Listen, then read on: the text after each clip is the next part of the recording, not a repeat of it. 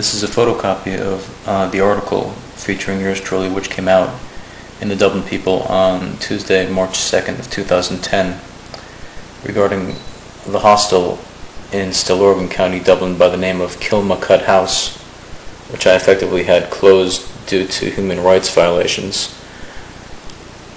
This article was recently taken down from the internet by the paper in what I believe is a concerted effort to keep my story from the public, from the Irish public. For if they knew what I knew, there'd be a revolution tomorrow. But they don't know what I know.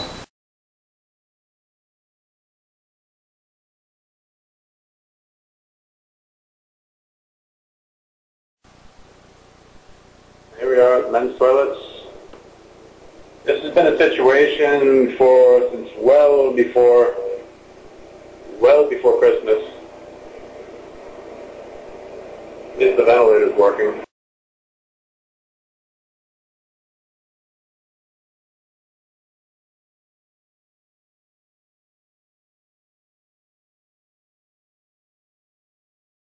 Okay, this is a first toilet. Men's area. You can see it's pretty teeny tiny. Oh, sorry, fine.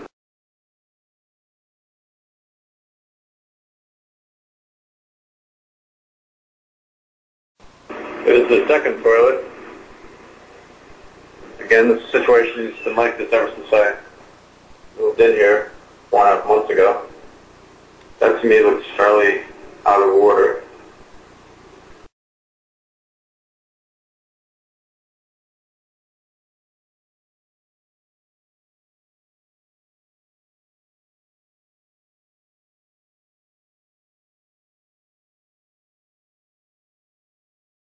Hello.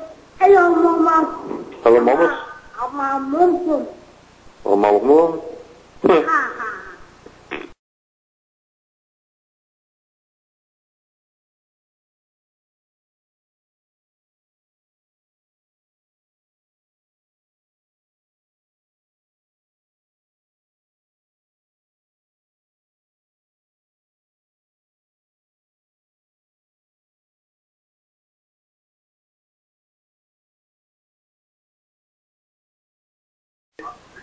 Here we go.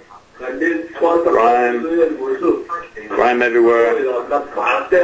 Places are kept, as you can see. Look at this furniture. It's ridiculous.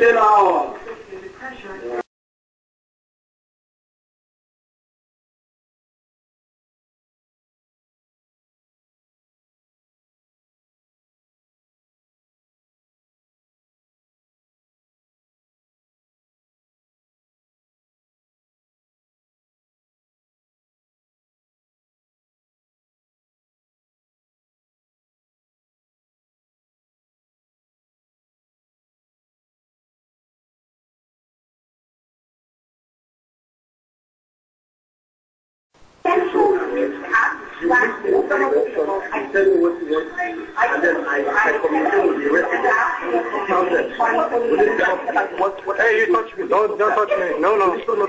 Oh, you touch me, you've got a big problem.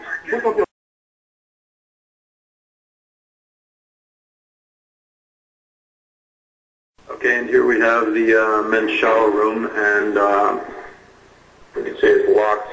It's been out of water for at least 2 months now. They started out repair work within May. Okay, I'm ready to take my shower / throw a bucket of water over my head.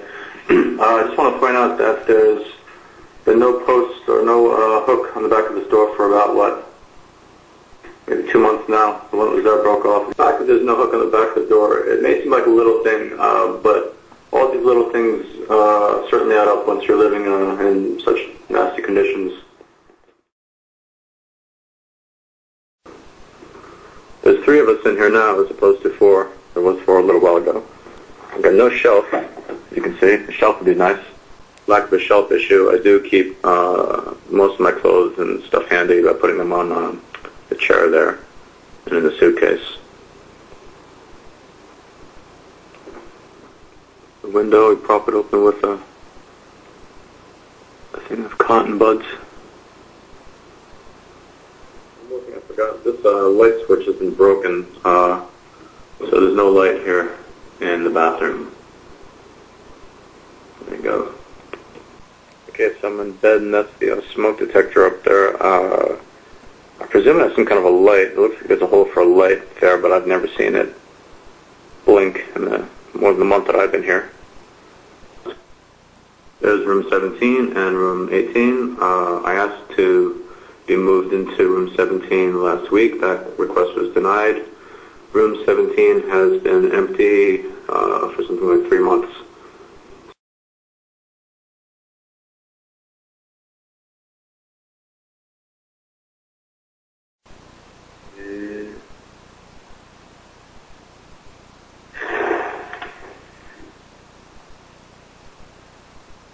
I'll have to. Yeah. Yeah. He don't know the right. No, that's the problem. And his no is only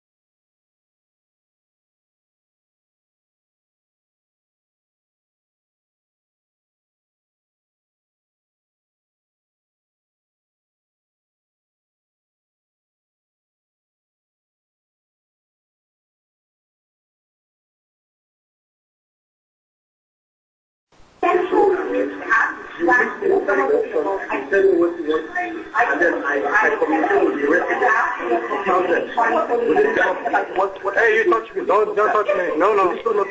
Oh, you touch me, you've got a big problem. Okay. I thought I might as well just go ahead and read the article for you now. Hostel for asylum seekers closed down. Tuesday, the 2nd of March, 2010.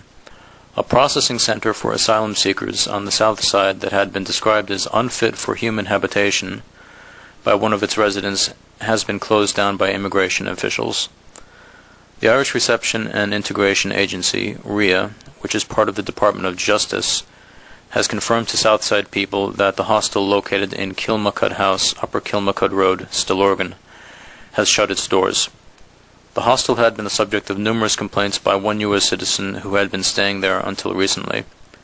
Patrick Downey, who is currently seeking political asylum in Ireland, said that poor basic sanitation at the hostel, including a lack of running water and unsatisfactory toilet facilities during the recent cold spell, rendered it degrading for those who were staying there.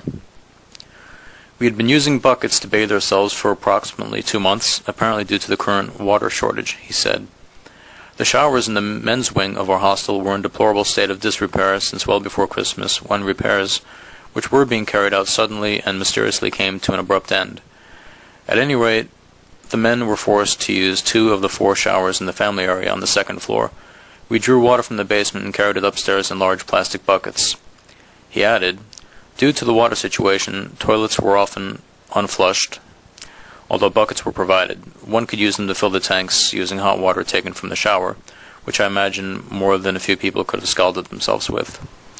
Mr. Downey said the conditions and lack of facilities at the center were detrimental to the well-being of children who were residing there.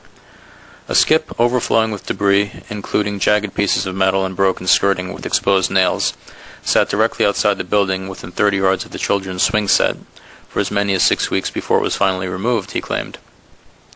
There were no creche facilities for young children who spent the majority of their time surrounded by adults who were about as mixed bunch as you can imagine, and all under a significant amount of stress. Mr. Downey also complained about the quality of the food served at the center. He said some residents decided to buy their own food because of its poor quality, imposing a financial burden on them as asylum seekers are only given a meager €19.50 each week by the state and are not allowed to work. That's €19.10 actually. According to RIA, the Kilmacud Center was only used for short-term stays of a few weeks, where asylum seekers underwent initial processing before being sent to more permanent asylum centers throughout the country. However, this was disputed by Mr. Downey, who claimed that until recently he had been residing at the center for 4.5 months. A spokesman for RIA said that due to a decline in numbers, all new applicants would be catered for at another reception center located near Dublin Airport. The spokesman said RIA could not comment on individual cases because of a legal prohibition under Section 19 of the Refugee Act 1996 on revealing the identity of asylum applicants. However, he explained that immediately upon entering one of RIA's accommodation centers, each resident was provided with a guide to their house rules and procedures, which set out general obligations for both management and staff. He said this provided for a complaints procedure to be used by both management and residents where it was believed that a breach of these obligations had occurred. RIA treats all complaints, whether from management, residents, or third parties, equally, he said. He added that the RIA treated the issue of child protection at all its centers very seriously. RIA's child protection policy was launched in December 2005, he said. The policy includes protocols for addressing children welfare concerns appropriately and effectively. All centers, including Kilmacud, which accommodate children, have at least one designated liaison person on child protection issues. Regarding the specific claims about the lack of running water and poor sanitary conditions, he said, "During the recent water shortages in Dublin, some restrictions had to be made in relation to showers.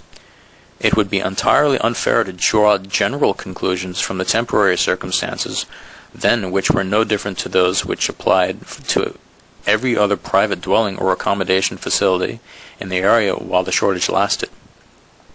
Only recently, the legal rights group Free Legal Advice Centres, FLAC, criticized the direct provision of accommodation for asylum seekers in Ireland and called for full-scale reform of the system. Statistics provided by FLAC showed that delays in the system had left some people living in direct provision for years, with a third of those in the system last October having been there for more than 3 years. Only 25% were there for less than a year, and of those, only 12% for less than 6 months. Director General of FLAC, Nolene Blackwell, said, "We are putting forward recommendations for reform so that any person awaiting a decision on immigration status can be allowed to live with basic dignity and respect and not experience further degradation of his or human rights." FLAC believes that people who have to wait on decisions should be treated fairly and should be able to enjoy the basic rights we are all entitled to. End article.